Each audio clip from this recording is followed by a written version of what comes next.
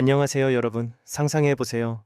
거대한 통창으로 서울의 야경이 한눈에 들어오는 평창동의 대저택 수십억을 호가하는 이탈리아제 가죽 소파에 파묻혀 결제 서류를 검토하고 있는 젊은 CEO를요. 네, 바로 접니다. 머릿속은 온통 신규 프로젝트와 주주총회의 생각으로 가득 차 있은데, 네. 그 평화를 깨는 건 언제나 정해져 있죠. 바로 제 어머니 문혜란 여사님이십니다. 선우야, 모든 준비는 끝났다. 금요일 저녁 식사 자리에서 공식적으로 약혼 발표할 거다. 유라네 쪽에서는 벌써 드레스까지 맞췄다더구나. 언제나처럼 노크도 예고도 없이 저택 안으로 들어선 어머니의 첫마디였습니다. 소파에 앉아 계약서를 검토하던 저는 방금 샐러드용 포크로 옆구리를 찔리겠다고 통보받은 사람처럼 천천히 고개를 들었습니다. 무슨 약혼이요? 제가 눈을 가늘게 뜨고 물었습니다. 당연히 내 약혼이지. 최유라랑. 이제 그만 어른스럽게 굴 때도 됐잖니. 결혼이라는 단어만 나오면 경기 일으키는 거 이제 그만둬. 저는 단호하게 말했습니다. 전 그 약혼에 동의한 적 없어요. 분명히 말씀드렸을 텐데요. 그 순간 저는 잠시 시선을 돌렸고 바로 그녀를 봤습니다. 현관복도에서 샹들리에를 닦고 있던 박소희 씨. 고무장갑을 끼고 머리에는 수건을 두른 채 목에 걸린 이어폰에서 흘러나오는 노래를 흥얼거리며 우스꽝스러운 표정을 짓고 있었죠. 저는 망설임 없이 그녀를 가리켰습니다. 저 사람이요. 어머니가 되물었습니다. 제 여자친구라고요. 저는 그대로 소희 씨에게 직행했습니다. 이선우, 너 지금 미쳤니? 어머니의 외침은 이미 늦었습니다. 소희 씨가 돌아보기도 전에 제 입술이 그녀의 입술에 닿았습니다. 저는 그녀에게 정말로 3초 동안 키스했습니다. 소희 씨는 얼어붙었죠. 4초째에는 자기가 바닥에 넘어져 머리를 부딪혔고 지금 꿈을 꾸고 있는 건 아닌지 의심하는 듯 했습니다. 그리고 5초째 그녀는 제 자존심에 비틀거릴 정도로 저를 세게 밀쳤습니다. 미쳤어요. 그녀는 고무장갑을 벗어 바닥에 내던지며 소리쳤습니다. 설명할 수 아니요. 설명 못해요. 다짜고짜 사장님 어머니 앞에서 키스를 해요. 전 아직 샹들리에 청소도 다 못 끝냈단 말이에요. 어머니는 이 모든 상황을 부정하려는 듯 멍하니 서서 지켜보고 있었습니다. 이건 질 나쁜 농담이야. 이선우, 네가 완전히 정신이 나갔구나. 청소부를 저런 여자를 저는 여전히 충격에서 벗어나지 못한 채 대답했습니다. 청소부가 아니라 아주 멋진 여자죠. 그리고 머리에 수건을 두른 게 아니라 이게 바로 현실이라는 겁니다. 겪어본 적 없으세요? 어머니는 대답 대신 마치 모욕당한 여왕처럼 우아하게 명품 핸드백을 움켜쥐고 밖으로 나갔습니다. 대리석 바닥을 찍는 그녀의 하이힐 소리는 마치 법정의 선고처럼 울렸습니다. 문이 쾅 닫히자 소희 씨는 팔짱을 끼고 저를 쏘아보았습니다. 이제 설명해 주실 건가요? 아니면 제가 추리라도 시작해볼까요? 탈출구가 필요했어요. 어머니가 YS그룹 최유라랑 억지로 결혼시키려 하셔서. 순간 욱해서 여자친구가 있다고 말했는데 마침 당신이 거기 있었던 거고요. 물론이죠. 제가 마침 박쥐처럼 샹들리에 매달려 있었으니 저를 가짜 여자친구로 삼으면 딱이었겠네요. 정말 우발적인 일이었어요. 우발적이라고요. 사장님이 갑자기 새 회사를 차리고 싶어지셨다면 그건 충동이겠죠. 하지만 다짜고짜 키스하는 건 충동이 아니라 다른 사람의 인생에 무단 침입하는 거예요. 소희 씨 들어요. 어제 일이 이상했다는 거 알아요. 기괴했죠. 하지만 전 이 약혼 문제로 정말 골치가 아파요. 그리고 이제 어머니는 제가 당신과 사귄다고 믿고 계시고요. 딱 일주일만 제가 이 일을 해결할 때까지만 여자친구인 척 해준다면 돈을 지불하겠어요. 뭐라고요? 소희 씨는 팔짱을 꼈습니다.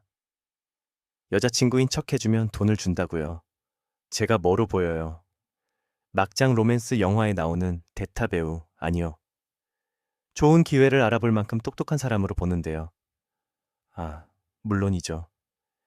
제멋대로의 오만하고 규칙만 내세우는 재벌. CEO랑 사랑에 빠진 척하는 게 모든 여자의 꿈이잖아요. 저는 한숨을 쉬었습니다. 돈이 좀 더 필요하지 않다는 말은 안 하실 텐데요. 그럴지도 모르죠. 하지만 안마의자랑 금요일마다 먹는 피스타치오 아이스크림도 필요해요. 그렇다고 해서 세상이 자기 넥타이를 중심으로 돌아간다고 생각하는 억만장자랑 거래하진 않아요. 저는 그녀를 몇 초간 바라봤습니다.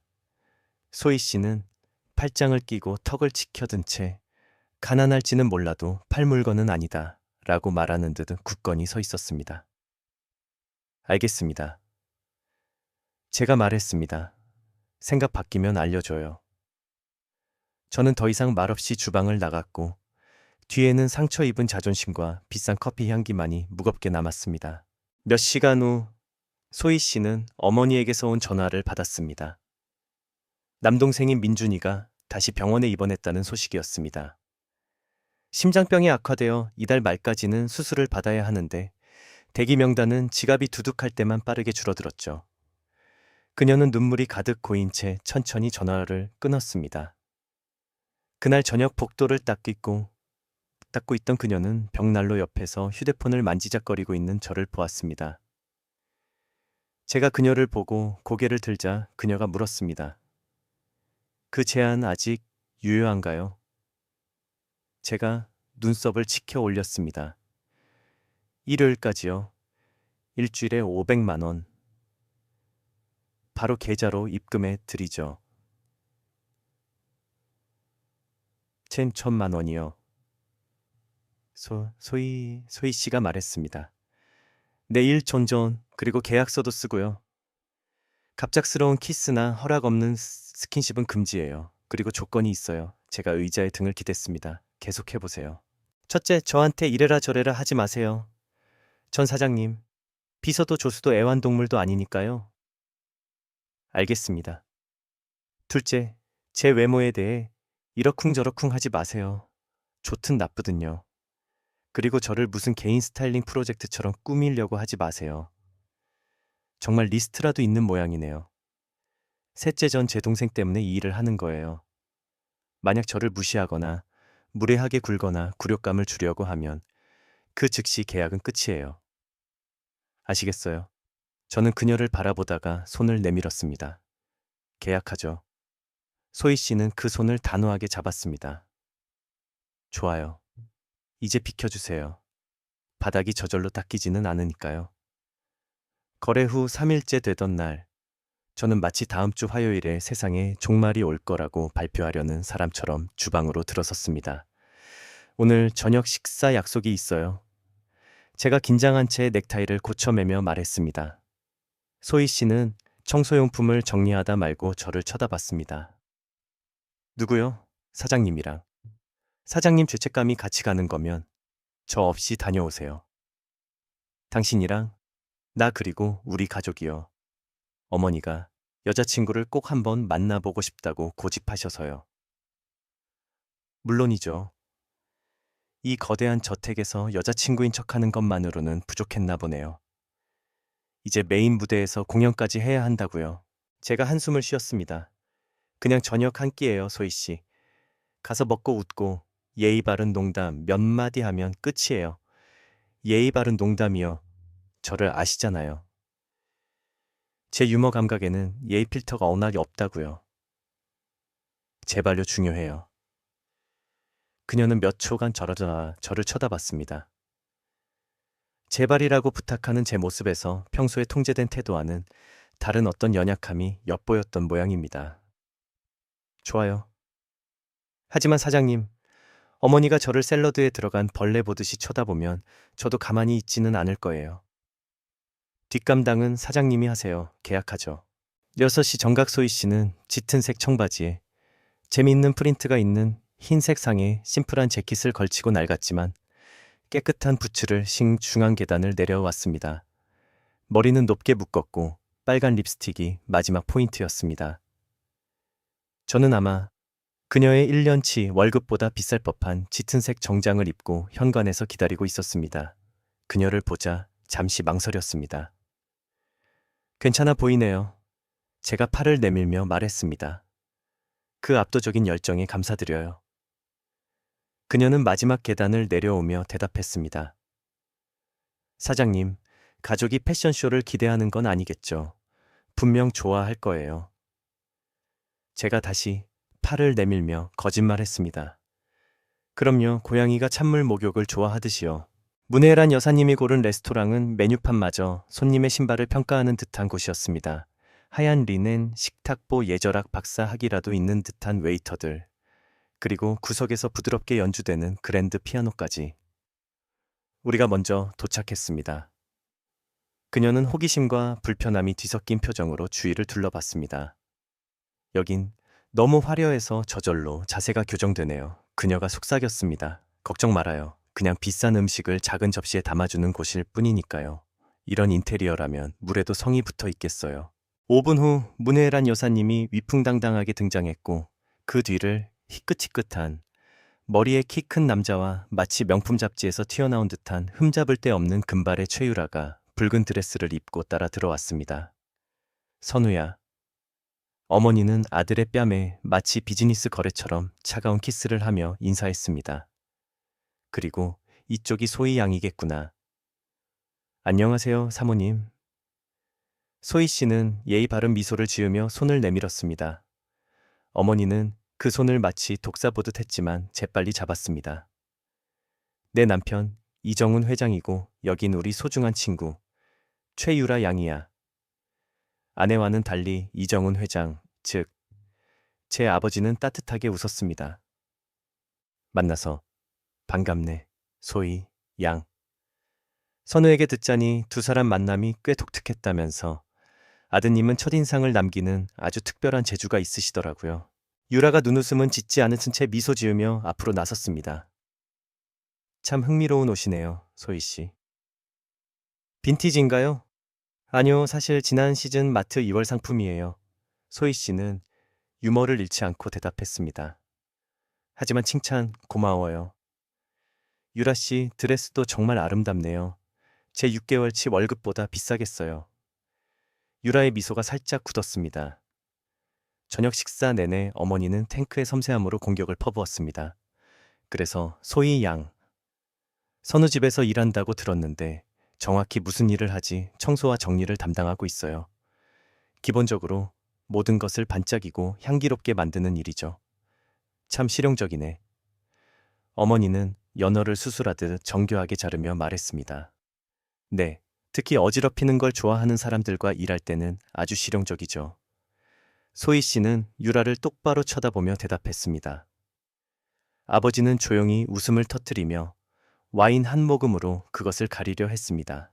저녁 식사 후 주차장에서 차를 기다리는 동안 어머니가 저를 옆으로 끌어당겼습니다.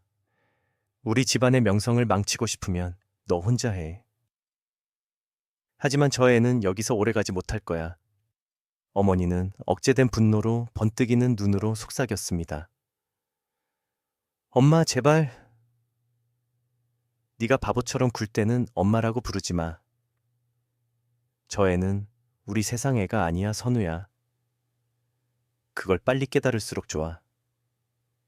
주차장 건너편에서는 유라가 소희 씨에게 다가갔습니다. 오늘 잘하더라.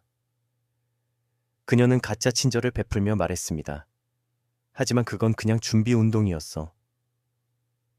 경고 고마워요. 소희 씨가 대답했습니다.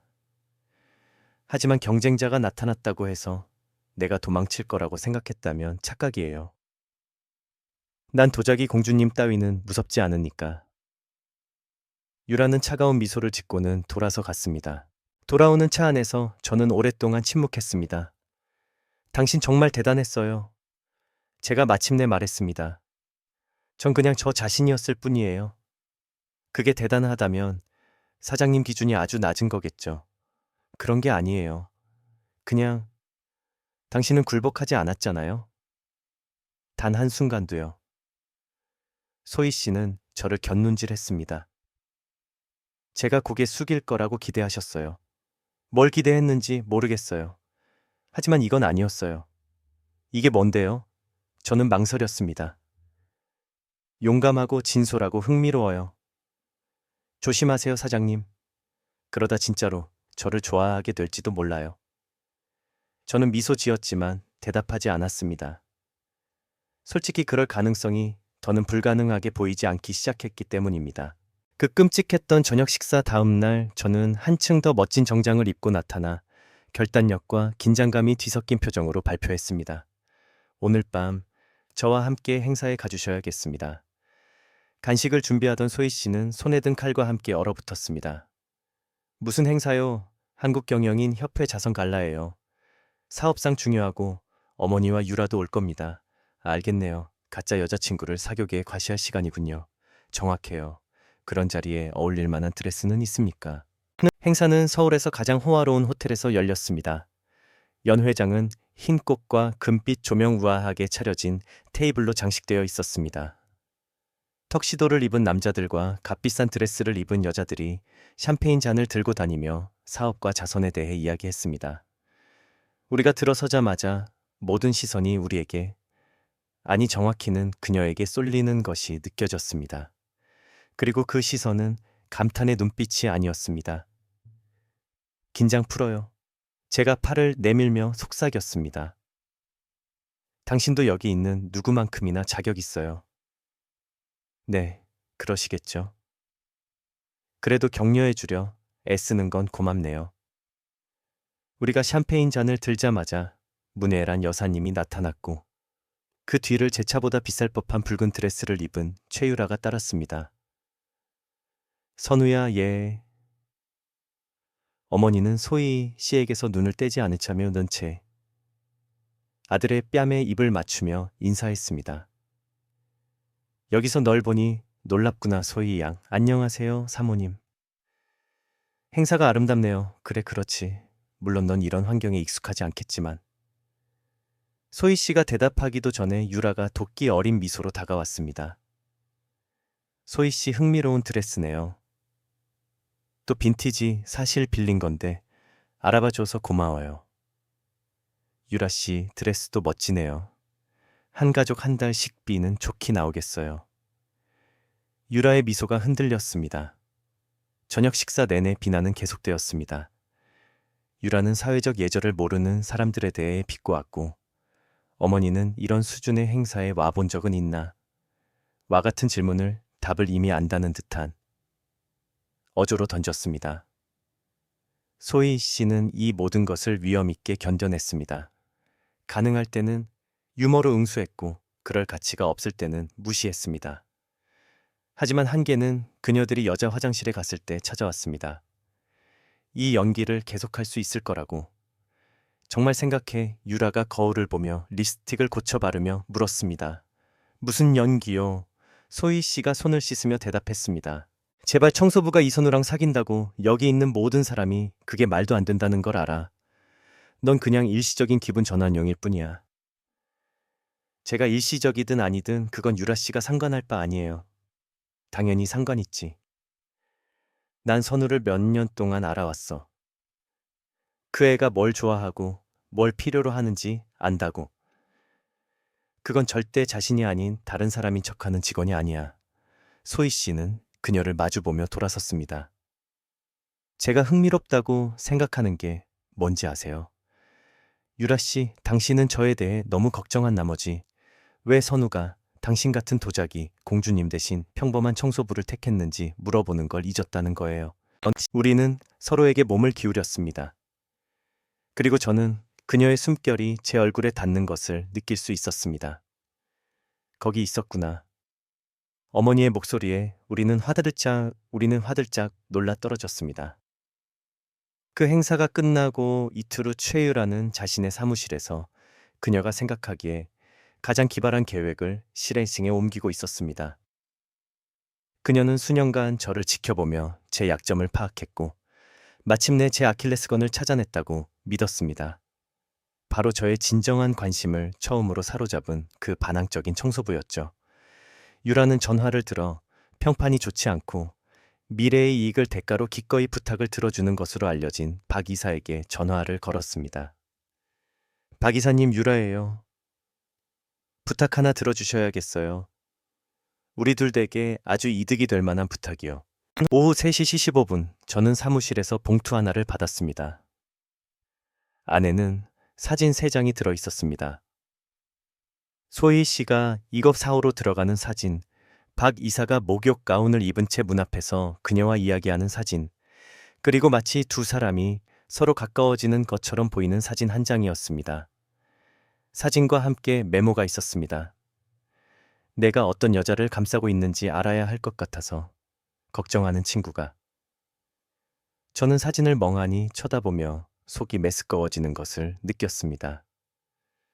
처음에는 불신, 그 다음에는 분노, 그리고 마지막에는 예상치 못한 고통이 밀려왔습니다. 소희 씨는 평정을 유지하려 애쓰며 심호흡을 했습니다. 좋아요. 저를 그렇게 생각한다면 더 할 말도 없네요. 그녀는 주머니에서 저택 열쇠를 꺼내 사진 옆 테이블 위에 놓았습니다. 당신의 가사 도우미도 가짜 여자친구도 그만두겠어요. 소희 씨 기다려요. 아니요. 당신이 저를 어떻게 생각하는지 아주 명확하게 보여줬어요. 전 그냥 가사 도우미일지 몰라도 자존심은 있어요. 존중받지 못하는 곳에 머물지 않을 거예요. 그녀는 문을 향해 걸어가다 떠나기 전에 잠시 멈췄습니다. 한 가지만요, 선우 씨. 진실을 알게 되면 그리고 알게 될 거예요. 그때 당신이 저를 믿지 않기로 선택했다는 걸 기억하세요. 그걸 기억하라고요. 문이 그녀 뒤로 닫혔고 저는 사진과 함께 예상치 못한 공허함을 느끼며 홀로 남겨졌습니다. 3시간 후 일을 하려 했지만 실패하고 있을 때 제 개인 비서인 김 비서에게서 전화가 왔습니다. 대표님 방해해서 죄송하지만 아셔야 할 것 같아서요. 박 이사에게서 이상한 전화를 받았습니다. 무슨 내용인데 대표님께서 사진에 만족하셨는지 알고 싶다고 했습니다. 최유라 씨가 그에게 전화해서 모든 것이 계획대로 진행되었는지 확인하라고 했다더군요. 저는 발밑에 땅이 꺼지는 것을 느꼈습니다. 다시 말해봐. 저는 거의 소리를 질렀습니다. 김 비서가 다시 한번 상황을 설명했지만 제 귀에는 아무것도 들리지 않았습니다. 저는 전화를 끊고 차로 달려갔습니다. 50분 후 저는 박 이사의 아파트 문을 두드리고 있었습니다. 그가 문을 열고 제 얼굴을 보자 그의 얼굴에서 핏기가 싹 가셨습니다. 이 대표님, 저 오늘 무슨 일이 있었는지 정확하게 말해 주시죠. 지금 당장. 5분 후 저는 모든 자백을 받아냈습니다. 유라가 박 이사에게 돈을 주고 모든 장면을 연출했다는 것. 그녀가 사진사를 고용했고 모든 세부 사항을 계획했다는 것. 소희 씨는 무고한 희생자였습니다. 다음 날 저는 이선우라는 남자가 평생 가본 적 없는 서울의 한 동네를 향해 운전하고 있었습니다. 제 내비게이션은 보통 프랑스어 이름이 붙은 동네나 박물관처럼 보이는 집으로 저를 안내했지만 그날 오후 저는 그곳에 있었습니다. 집들은 작고 보도는 갈라졌으며 아이들은 낡은 자전거를 타고 거리에서 놀고 있었습니다. 저는 빛바랜 파란색으로 칠해진 단층집 앞에 멈췄습니다. 작은 현관에는 깔끔하게 정돈된 화분과 많은 이야기를 간직한 듯한 흔들의자가 있었습니다.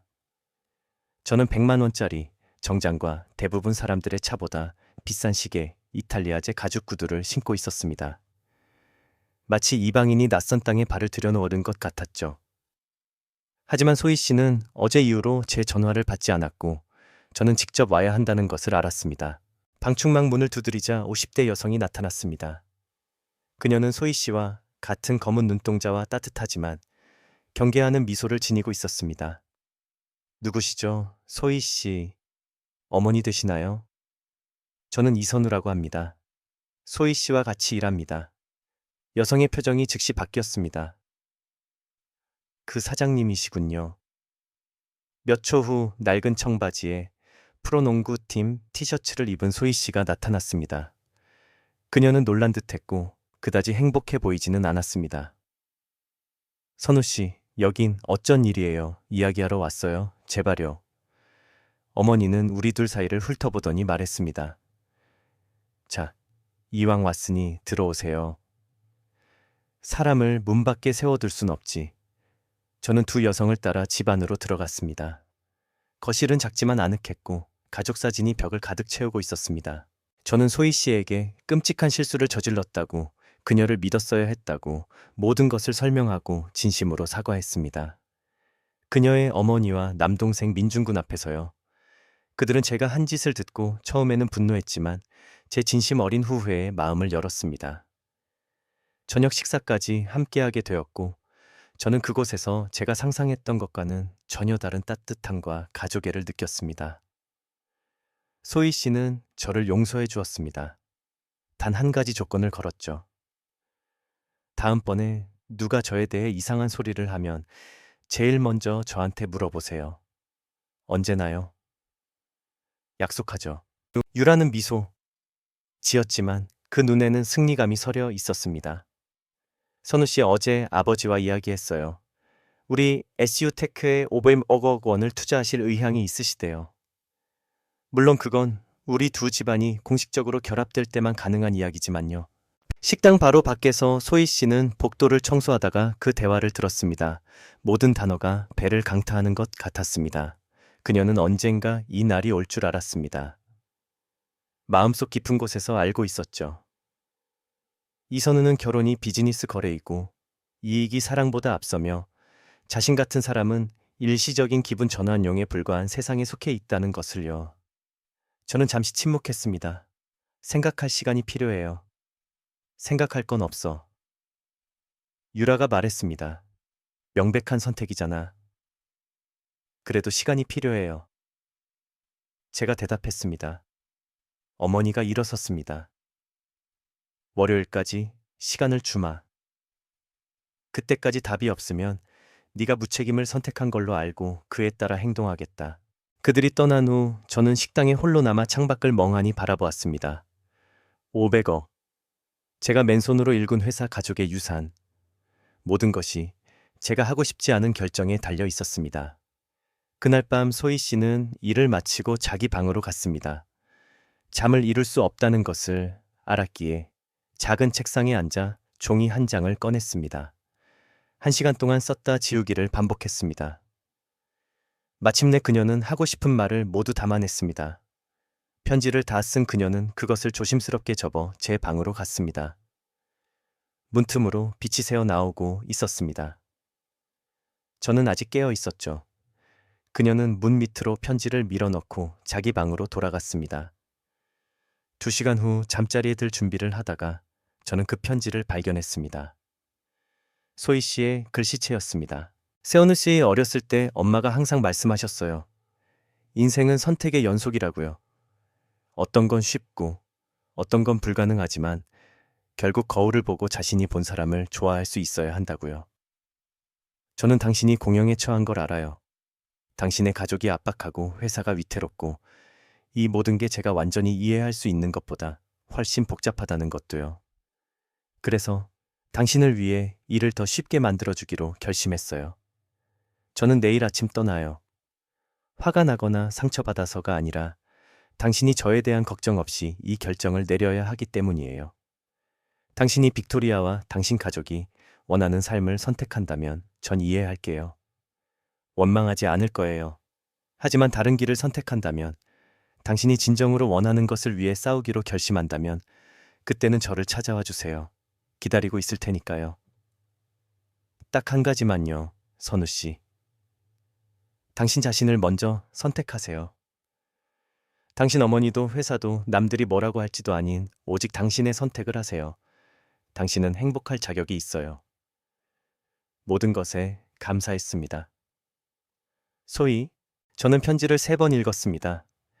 그리고 침대 가장자리에 앉아 두 손에 머리를 묻었습니다.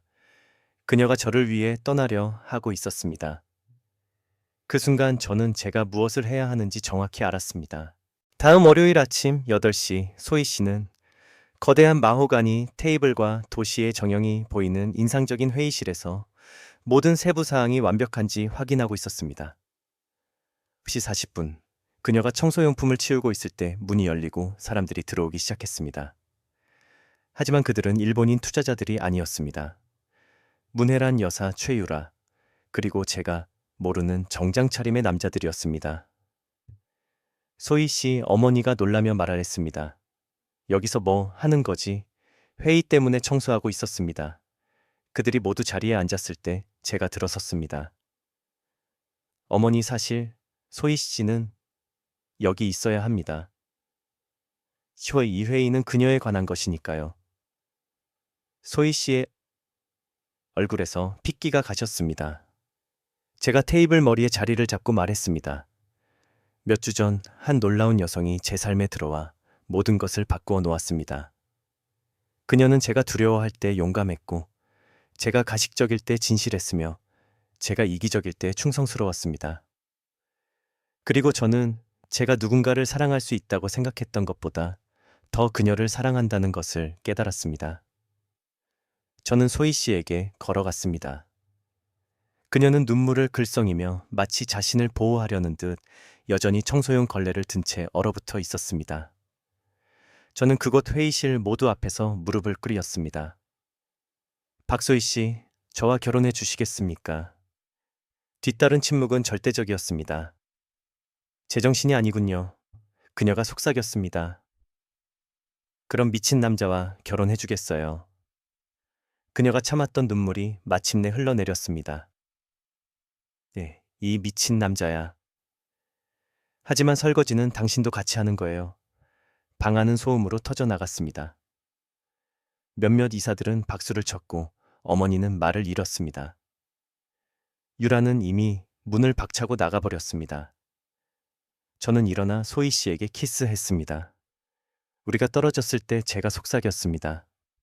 내 선택을 했어. 마침내 나 자신을 위해. 그녀가 눈물 사이로 미소 지으며 말했습니다. 그리고 아주 잘 선택했어요. 모든 것은 어떻게 끝났을까요? 결국 사랑은 비즈니스 논리와 가족의 기대를 뛰어넘는 가장 강력한 힘임을 증명했습니다. 저와 소희 씨의 결혼은 단순한 두 사람의 결합이 아니었습니다.